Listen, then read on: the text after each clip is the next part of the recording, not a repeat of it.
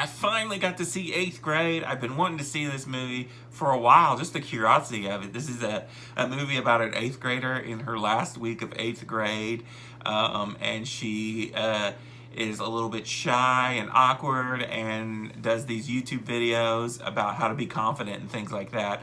The trailers were weird, but then the thing that got my curiosity peaked, it said directed by Bo Burnham. This is his directorial debut. Bo Burnham is this crazy kind of YouTube Comedy Central phenom from the past like 5 or 6 years.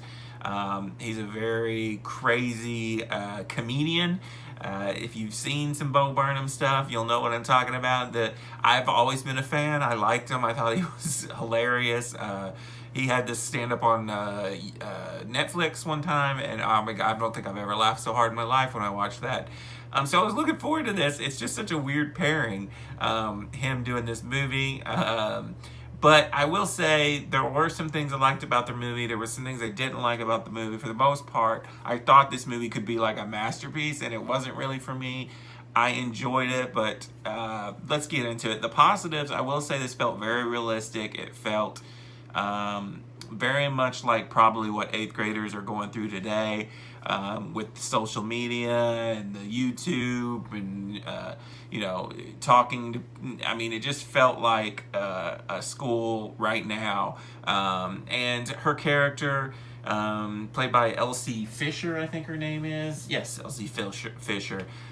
She's really, really good in this movie, and you can tell she's doing these YouTube videos about how to be confident, about putting yourself out there and things like that. But then when she's in real life, she has a little bit of a harder time doing the things that she's saying on her YouTube video.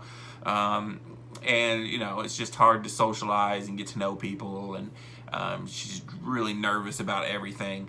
And as a shy kid, I related a little bit to her in this movie. There was some things in this movie.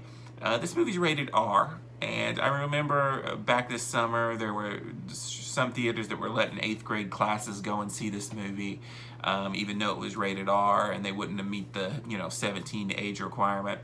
And so I was wondering, why is this movie rated R?